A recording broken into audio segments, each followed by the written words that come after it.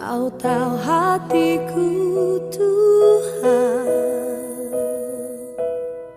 Kau tahu rinduku Tuhan.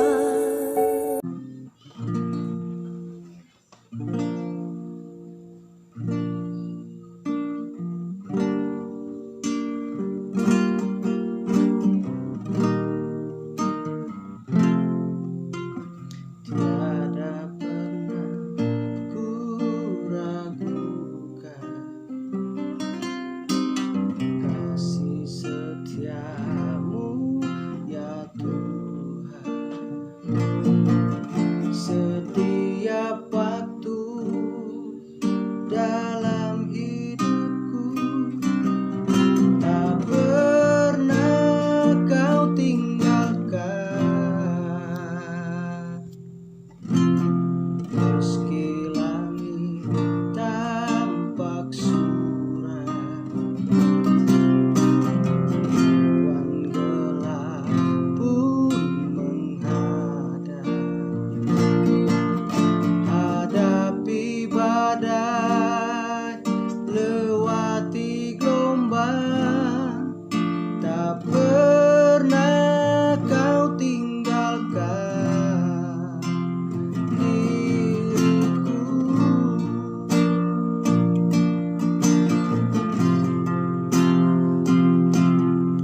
Walau seribu rebah di sisiku,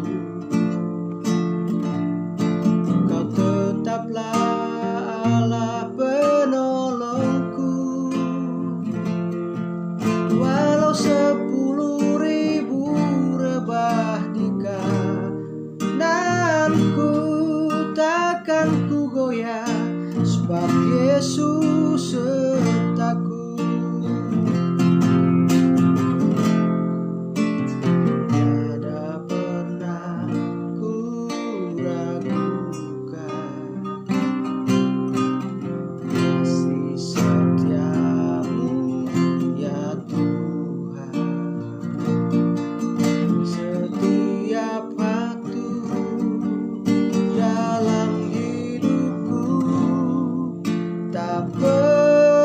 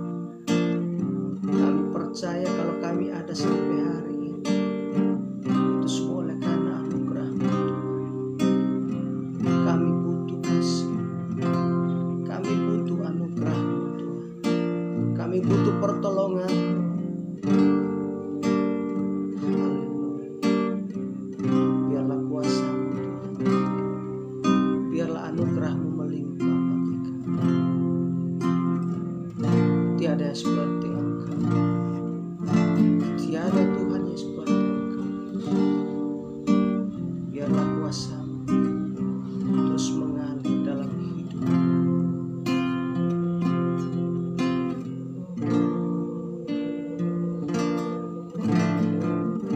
Terima kasih. Terima kasih Tuhan.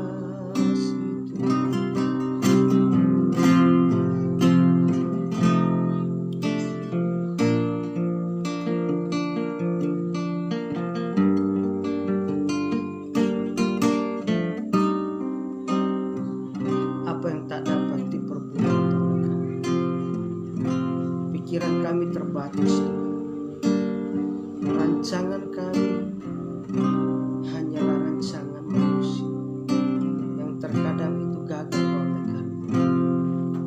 Bukan segalanya dalam kuasa kami, tapi kuasa-Mu luar biasa, Tuhan. Engkau Allah pengasih, Engkau Allah penyayang, Tuhan. Terima kasih.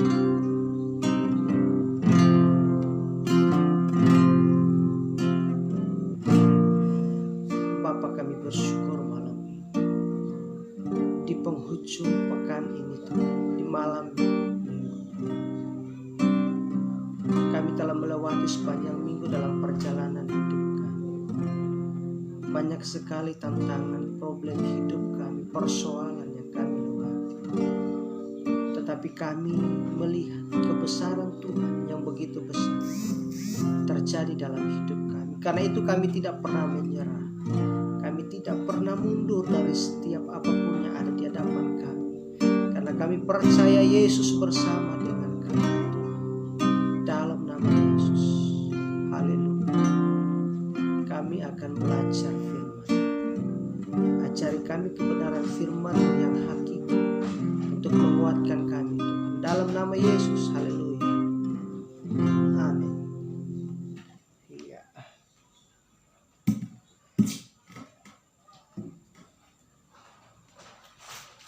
Haleluya, saudara diberkati Tuhan. Hidup adalah pilihan. Jadi hidup kekristenan itu merupakan suatu pilihan. Pemazmur, seorang raja yang hebat dan luar biasa. Saya kembali berbicara bagaimana kehidupan seorang pemazmur, karena memberikan satu pelajaran yang cukup berharga dalam hidup kita. Dia berkata, berbahagialah orang yang tidak berjalan menurut nasihat orang fasik, yang tidak berdiri di jalan orang berdosa, dan yang tidak duduk dalam kumpulan pencemooh, tetapi yang kesukaannya ialah Taurat Tuhan, dan yang merenungkan Taurat itu siang dan malam. Saudara, kekristenan itu unik.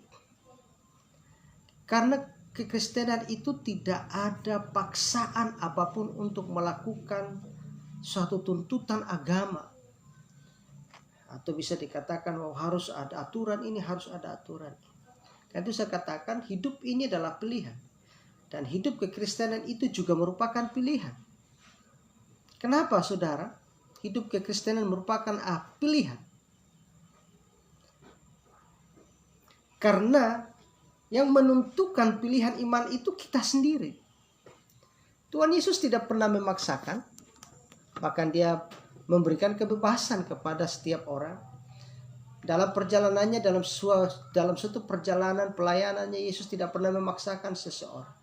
Dia hanya memperkenalkan kebenaran Injil yang dia sampaikan kepada setiap orang berjumpa dengan dia.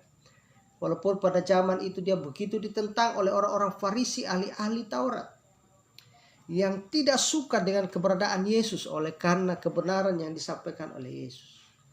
Bahkan penolakan demi penolakan tentang pribadi Yesus sebagai Tuhan itu terus terjadi pada zaman itu. Dan itu tidak terjadi hanya sekedar pada saat itu.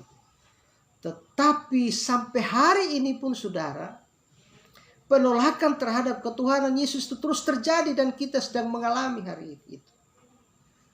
Saudara, selalu saya berkata bahwa kita sedang ada dalam masa sulit. Kita sedang ada dalam suatu persoalan tantangan hidup yang begitu luar biasa. Namun di tengah tantangan persoalan yang begitu hebat pun Tuhan tidak pernah memaksa saudara dan saya.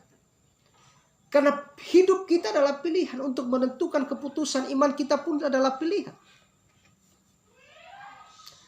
Dalam firman Tuhan dalam Mazmur pasal yang pertama tadi saya sudah bacakan bahwa dia berkata, berbahagialah orang yang tidak berjalan menurut nasihat orang fasik, yang tidak berdiri di jalan orang-orang berdosa, dan tidak duduk dalam kumpulan pencemooh. Saudara yang diberkati oleh Tuhan Yesus, malam ini saya mau ingin bicara tentang dua hal. Hidup itu adalah pilihan. Kenapa? Ada dua kelompok manusia dan cara hidupnya di dalam dunia ini. Dan juga manfaat dan akibat dari perilaku kehidupan manusia itu. Yang pertama, kalau kita lihat dalam Mazmur pasal 1 ini ayat 1 sampai yang ketiga. Saya akan bacakan terusnya ayat yang ketiga. Dia berkata, ia seperti pohon yang ditanam di tepi aliran air yang menghasilkan buahnya dan pada musimnya, dan yang tidak layu daunnya, pada apa saja yang diperbuatnya berhasil. Saudara yang diberkati Tuhan, dua kelompok manusia dan cara hidupnya. Yang pertama adalah cara hidup orang yang benar. Cara hidup orang yang benar, pemazmur berkata bahwa mereka tidak menurut nasihat orang berdosa. Siapakah orang berdosa itu? Kita juga adalah orang berdosa. Tetapi kita telah ditebus dengan darah yang mahal. Kita telah dibebaskan oleh Yesus Kristus dengan pengorbanannya di atas kayu salib. Darah itu bukanlah darah yang biasa, saudara, yang biasa banyak orang ngeledek, kata ngeledek. Wah, masa si Tuhan kok digantung? Masa si Tuhan kok dibunuh, gak berbuat apa-apa? Memang orang-orang tidak memahami tentang rencana Allah dalam nubuatan-nubuatan dalam perjanjian lama, di mana telah dinubuatkan bahwa akan lahir seorang Mesias dan dia akan mengalami penganiayaan. Dia akan menebus dosa manusia. Orang yang tidak paham tentang ini, mereka akan cenderung mengumpat. Mereka akan cenderung untuk mengatakan hal-hal yang mereka anggap bahwa itu adalah suatu lelucon. Tapi saya mau katakan satu hal malam ini, saudara, bahwa hanya orang yang benar-benar dan mengerti tentang kebenaran Kristus, mereka akan memahami bahwa kematian Yesus itu sudah dinubuatkan jauh sebelum kedatangan Tuhan. Makanya dari masa Meleaki ada yang disebut dengan masa intertestamental. Itu adalah masa yang mengalami begitu panjang, 400 tahun, di mana yang disebut oleh orang-orang Yahudi adalah masa sunyi, masa sepi. Tidak ada pemimpin yang membawa bangsa Israel pada penyembahan Allah masing-masing. Yang menguasai masa itu adalah ahli-ahli Taurat, orang-orang Farisi, yang mengikuti apa yang menurut ajaran mereka yang dianggap benar buat mereka. Masa itu adalah masa kegelapan di mana penantian seorang Mesias yang akan datang. Namun apa yang terjadi, saudara? Ketika Mesias datang, itu Yesus Kristus pun ditolak oleh mereka. Karena itu Yesus berkata, aku datang kepada umat peliharaan, umat pilihan, yaitu orang-orang Israel. Namun orang Israel menolak dia. Tetapi apakah itu harus menghambat kasih Allah itu untuk dialami oleh semua umat manusia dunia ini? Allah tidak pernah terbatas. Allah tidak pernah berhenti untuk menyatakan kuasa dan mujizatnya, untuk menyatakan kasihnya kepada umatnya. Karena itu, saudara, cara hidup orang yang benar adalah orang yang tidak menuruti nasihat orang berdosa. Orang berdosa adalah mereka yang hidup di dalam kehidupan yang layaknya itu enak dalam kebenaran, tetapi sebenarnya mereka sedang mendukakan hati Tuhan. Mereka tidak duduk dalam kumpulan pencemooh. Siapakah kumpulan pencemooh? Kumpulan pencemooh adalah mereka yang hidup, yang selalu kerinduannya, keinginannya, kebiasaannya hanya mencemooh orang-orang lain.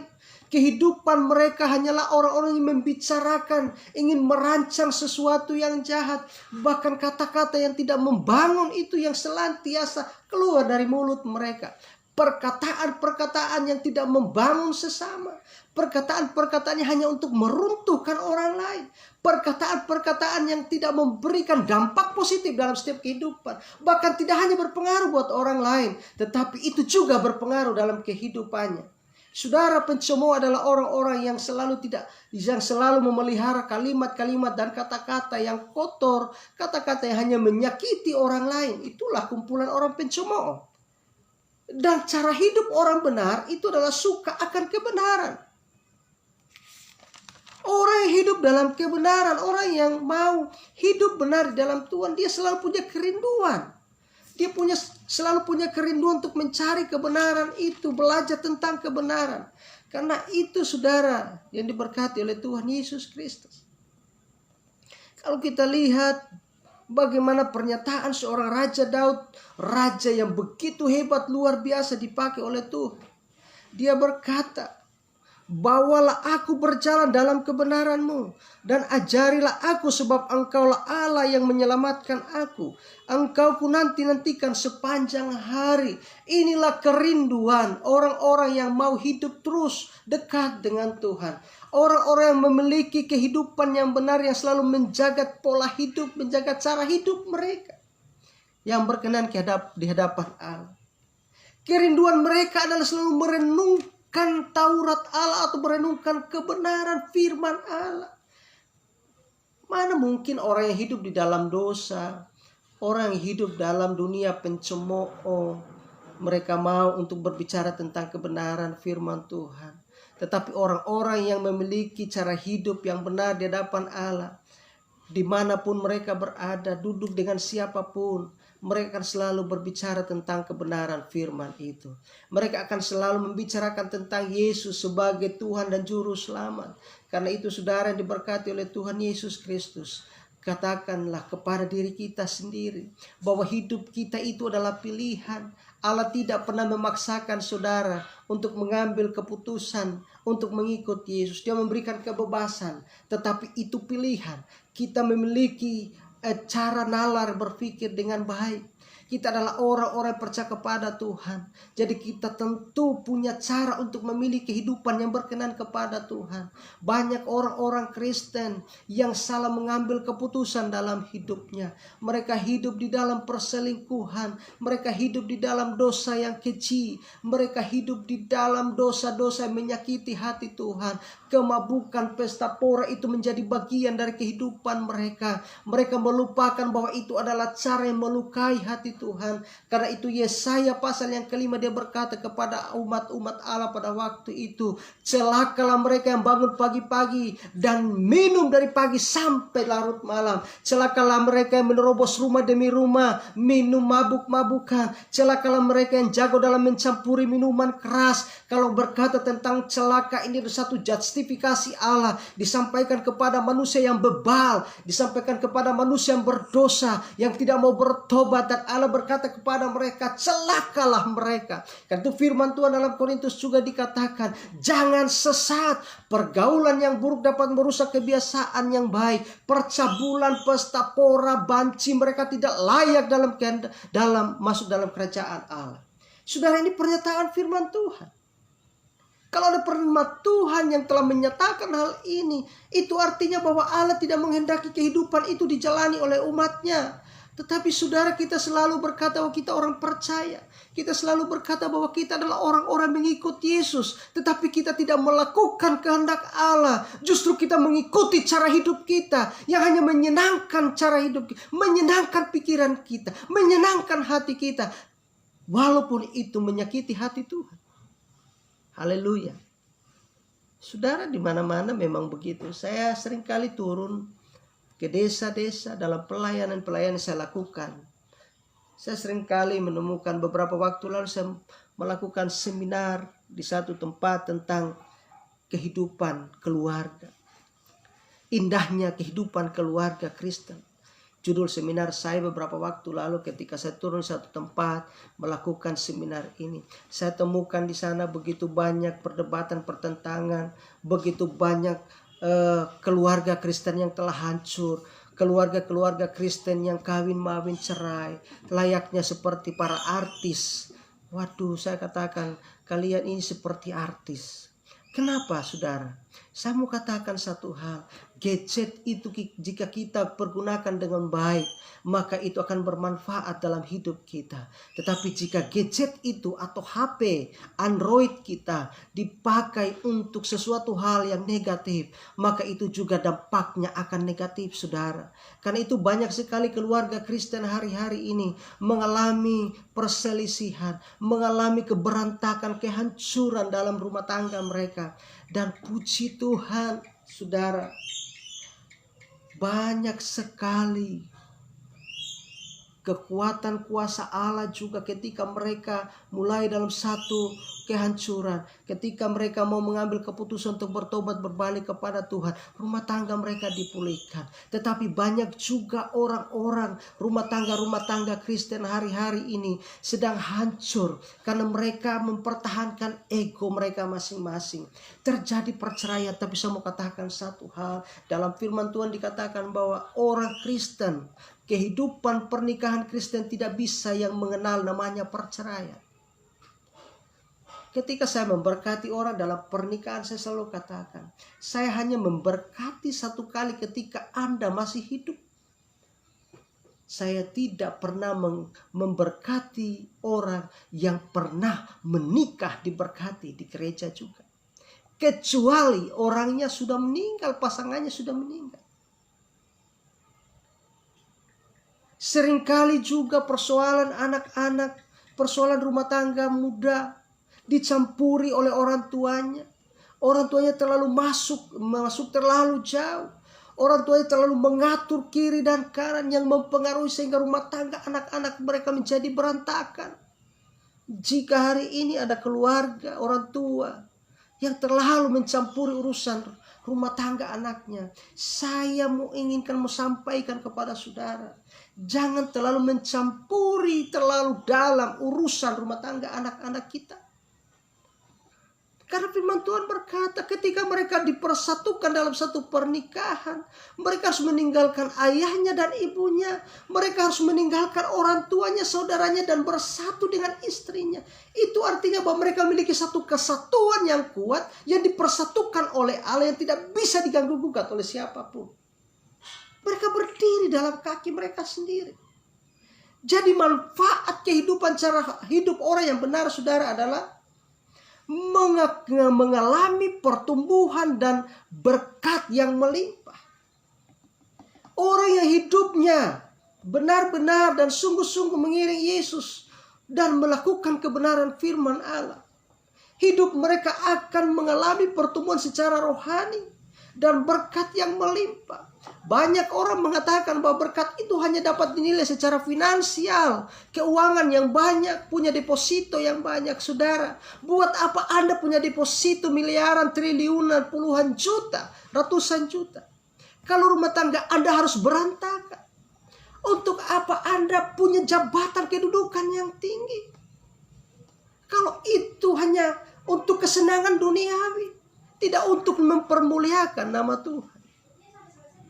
Saya seringkali berkata, pejabat yang dipakai Tuhan, baik dalam bidang pemerintahan maupun dimanapun saudara berada Tuhan tempatkan, ingatlah bahwa saudara dipakai Tuhan untuk menjadi berkat bagi sesama. Dan itu adalah kepercayaan Allah.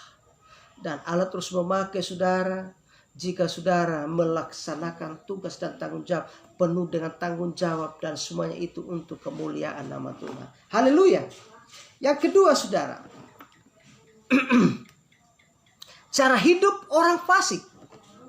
Dalam ayat yang keempat dan kelima berkata, bukan demikian orang fasik, mereka seperti sekam yang ditiupkan angin. Sebab itu orang fasik tidak akan tahan dalam penghakiman. Begitu pula orang berdosa dalam perkumpulan orang benar. Sebab Tuhan mengenal jalan orang benar, tetapi jalan orang fasik menuju kebinasaan. Saudara yang diberkati oleh Tuhan Yesus Kristus, ada dua cara hidup manusia dunia ini. Yang pertama adalah cara hidup yang benar yang mengikuti kehendak Tuhan. Yang kedua adalah cara hidup orang fasik yang itu hanya melukai hati Tuhan. Cara hidup orang fasik adalah orang-orang berpandangan bahwa yang mereka yang tidak sesuai dengan kebenaran Allah, bagi umatnya. Haleluya, saudara. Karena itu cara hidup orang fasik dan akibatnya itu sangat fatal.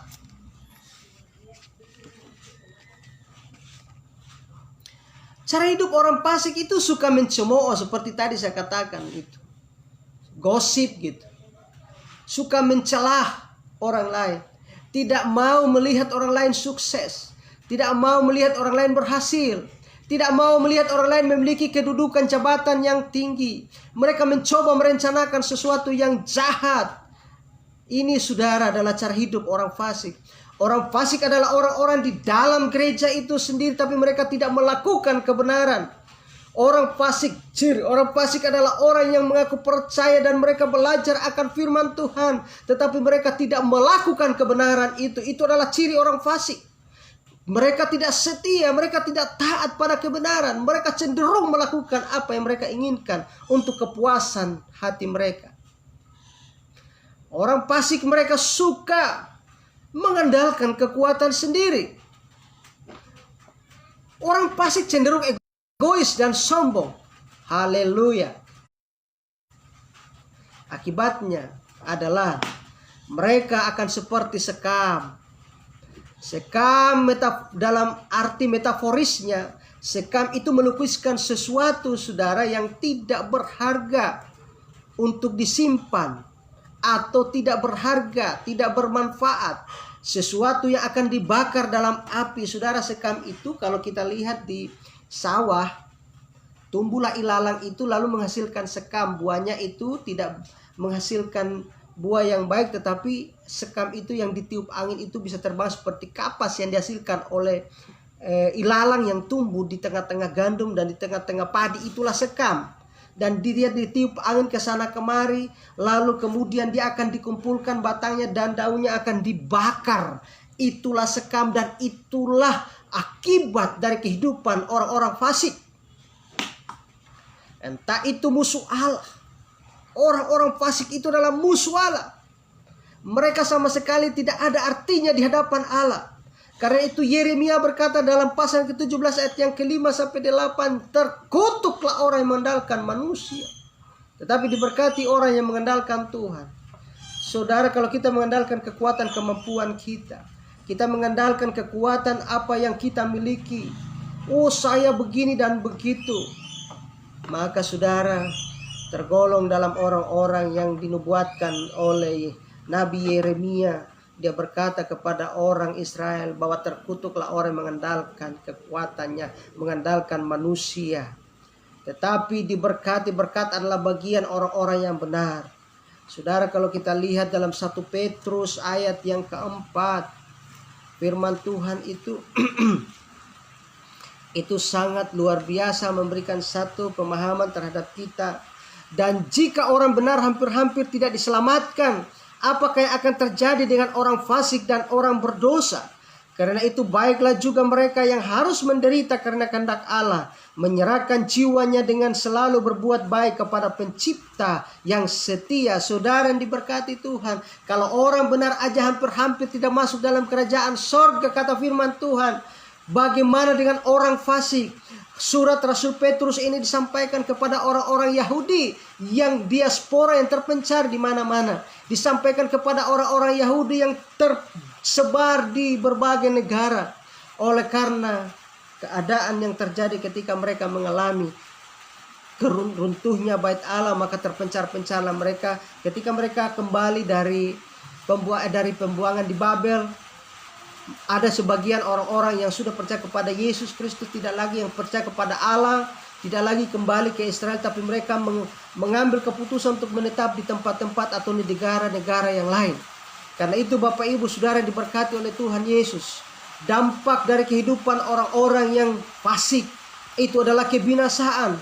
Banyak orang berkata, saya sudah beribadah, saya sudah menyembah Tuhan, tapi apakah saya masuk dalam golongan orang fasik? Yes, saya mau katakan orang fasik adalah mereka yang berada di dalam gereja Tuhan, tapi mereka tidak hidup dalam kebenaran, tapi mereka hidup dalam pesta pora kemabukan, mereka hidup dalam pencemooh, mereka hidup di dalam melakukan celah, gosip, mereka hidup di dalam pengandalan diri mereka hidup di dalam perselingkuhan, pesta pora dan lain segala macam. Kehidupan yang hanya menyenangkan hati mereka. Mereka lah tergolong sebagai orang-orang fasik. Dan tempat yang layak bagi mereka, kata firman Tuhan, adalah neraka. Dan kata firman Tuhan berkata, mereka tidak layak masuk dalam kerajaan sorga. Jika pernyataan ini tidak layak masuk dalam kerajaan sorga, itu artinya ada satu tempat yang menjadi bagian mereka, yaitu neraka, yang akan menjadi bagian orang-orang fasik itu. Karena itu saudara, orang fasik, kalau orang benar, orang hidup benar aja, kata firman Tuhan 1 Petrus 4 ayat 18, hampir tidak masuk dalam kerajaan sorga. Bagaimana dengan orang yang fasik? Jangan pernah berharap bahwa orang yang fasik akan masuk dalam kerajaan sorga. Sorga hanyalah tempat orang-orang benar yang hidup sungguh-sungguh di hadapan Allah. Lalu bagaimana, apakah semua orang akan masuk dalam neraka? Siapapun, Tuhan berkata dalam 1 Yohanes pasal yang pertama ayat yang ke-9, dia berkata, jika kita mengaku dosa kita, maka ia adalah setia dan adil, sehingga ia akan mengampuni segala dosa kita dan menyucikan kita dari segala kejahatan kita. Kuncinya adalah ketika kita menyadari bahwa kita telah salah, jatuh dalam dosa, kita telah berbuat salah, datanglah kepada Tuhan, minta ampun kepadanya, agar Tuhan mengampuni setiap dosa kita. Tapi begitu banyak orang merasa nyaman dalam kehidupan dosa. Mereka terlalu nyaman dan menikmati kenyamanan itu di dalam dosa, sehingga mereka tidak mau berbalik, saudara. Kunci hanya satu, berbalik dan bertobat, maka kita akan mendapat kerajaan sorga. Haleluya. Karena itu hidup kekristenan adalah pilihan. Apakah kita mau hidup dalam kebenaran Kristus atau tidak? Yang endingnya adalah berkat melimpah. Berkat, sekali lagi saya katakan, berkat melimpah tidak hanya dinilai dengan sisi finansial, banyak uang, banyak deposit, banyak kekayaan. Tetapi berkat yang paling utama adalah ketika kita mengalami sukacita, damai sejahtera, dan rumah tangga saudara, rumah tangga kita diberkati oleh Tuhan Yesus. Itulah berkat yang melimpah. Berkat jasmani akan mengiringi perjalanan hidup kita ketika kita sungguh-sungguh hidup benar di hadapan Allah. Haleluya. Tetapi saudara, orang fasik, hidupnya, endingnya adalah kebinasaan dan penderitaan. Pilihan ada di tangan saudara dan saya. Karena hidup kita, hidup kekristenan adalah pilihan. Tergantung saudara mau pilih Tuhan Yesus apa tidak. Tergantung saudara mau pilih hidup menjadi orang fasik. Itu pilihan. Tetapi ada endingnya. Setiap perbuatan manusia ada konsekuensinya. Dan konsekuensi kefasikan kita adalah dosa. Dan dosa membawa kita kepada maut. Roma pasal yang ketiga ayat 23 berkata, semua orang telah berbuat dosa dan telah kehilangan kemuliaan Allah. Dan hanya pengampunan oleh kuasa darah Yesus kita diselamatkan dan dipulihkan oleh Tuhan Yesus. Haleluya, saudara. Firman Tuhan yang singkat malam hari ini memberikan kekuatan buat saya dan saudara. Semoga ini bisa menjadi berkat buat kita semua. Agar dalam perjalanan kehidupan kita, saudara, kita terus mengingat bahwa kita adalah alatnya Tuhan. Dan sekali lagi saya mau katakan, keputusan ada di tangan kita. Apakah kita menjadi orang fasik atau apakah kita menjadi orang yang benar? Orang fasik banyak di sekitar kita. Sekali lagi, orang fasik adalah orang-orang yang hidup di dalam gereja, yang beribadah setiap hari, tetapi ketika mereka pulang di rumah, mereka melakukan dosa yang keji. Mereka hidup bersama-sama layaknya suami istri, tetapi tidak pernah menikmati pemberkatan Allah melalui pernikahan kudus. Mereka layak sebagai suami istri, setelah itu pasti bosan, mereka saling meninggalkan. Rumah tangga Kristen adalah kekuatan kubu yang kuat untuk menjadi dasar dalam kehidupan generasi muda. Jika ke rumah tangga Kristen itu rapuh, maka iman dan generasi kita pun akan rapuh. Jadi bangunlah kehidupan keluarga Kristen dengan dasar firman Allah. Firman Tuhan berkata dalam Lukas, manusia tidak dapat mengabdi kepada dua tuan. Dan bangunlah dasar yang benar. Jangan mendirikan rumah di atas pasir. tapi dirikanlah rumah di atas batu, sehingga ketika ada badai banjir itu datang, rumah itu akan tetap berdiri kokoh, tidak akan mudah terbawa oleh banjir. Mari kita berdoa saudara, agar Indonesia terus dipulihkan oleh Tuhan. Indonesia terus mengalami revival Allah. Bahkan daerah kita di mana kita berada, Tuhan terus memberkati. Kondisi pandemi COVID ini menguji iman kita, apakah kita semakin sungguh-sungguh dengan Tuhan. Kondisi pandemi COVID ini bukanlah suatu cara untuk meruntuhkan iman. Justru pandemi COVID ini membuat kita, apakah kita semakin dekat dan teguh dengan Tuhan apa tidak. Saudara, saya akan berdoa. Bapa, kami bersyukur malam hari ini atas pertolongan kasih anugerah-Mu yang besar. Kami berdoa malam hari ini Tuhan untuk bangsa Indonesia, bangsa yang kami cintai. Kami percaya bangsa Indonesia ada dalam pengawasan tangan Tuhan. Kami percaya bangsa Indonesia ada dalam rangkulan tangan kasih-Mu Bapa. Karena itu kondisi bangsa kami Tuhan, kami serahkan ke dalam tangan kuasa-Mu. Terjadi pemulihan atas Indonesia. Kami berdoa untuk pemerintahan bangsa Indonesia. Kami berdoa untuk presiden dan wakil presiden. Kami berdoa para kabinet-kabinet yang bekerja membantu presiden. Mereka bergandengan tangan bersinergi agar membuat bangsa ini semakin maju. Para DPR, DPD RI Tuhan, MPR, yudikatif, legislatif Tuhan. Kami berdoa di dalam nama Tuhan Yesus Kristus, Tuhan menyertai kehidupan mereka. Pakai mereka Tuhan untuk merencanakan segala sesuatu yang baik untuk kemajuan bangsa Indonesia. Walaupun begitu banyak Tuhan keadaan yang menakutkan bagi masyarakat bangsa ini. Begitu banyak hal-hal yang membuat masyarakat yang ada di negara ini menjadi takut, gentar. Tapi ketika kami berharap kepada Tuhan, kami memperoleh kekuatan yang daripada-Mu Tuhan. Kami berdoa untuk pemerintahan dari pusat sampai ke pelosok pedesaan. Kami berdoa untuk provinsi-provinsi, gubernur-gubernur, wali kota, bupati-bupati, wakil bupati, kecamatan Tuhan, kepala desa, ketua RT RW. Kami berdoa di dalam nama Tuhan Yesus Kristus. Pemerintahan bangsa kami berjalan sesuai dengan kehendak Tuhan. Kami berdoa untuk gereja-gereja Tuhan di seluruh Indonesia. Dalam kondisi yang ada Tuhan, kami terus berdoa. Kami bangkit untuk Indonesia. Kami berdoa, kami meratap untuk Indonesia. Dan gereja Tuhan bersatu. Gereja Tuhan bergandengan tangan. Kasih Kristus nyata bagi bangsa Indonesia melalui gereja-gereja Tuhan. Terima kasih Bapa di sorga. Kami berdoa secara khusus untuk Halmahera Timur, daerah yang kami cintai, di mana kami boleh menikmati berkat Allah melimpah atas daerah ini Tuhan. Tuhan memberkati di dalam nama Yesus. Tuhan memberkati bupati dan wakil bupati. Biarlah pemerintahan yang mereka sedang jalankan saat ini Tuhan ada dalam kendali-Mu ya Allah. Kami berdoa untuk para camat yang ada di Halmahera Timur. Terlebih secara khusus camat Bapa. Tuhan, Engkau urapi dia dengan urapan Allah. Engkau pakai dia dengan hikmat Allah. Kepala desa yang ada di kecamatan Bapa Tuhan. Biarlah menjadi kepala desa yang terus membawa kemajuan bagi desa-desanya. Mereka tidak mencari keuntungan, kepentingan diri sendiri dari jabatan-jabatan mereka.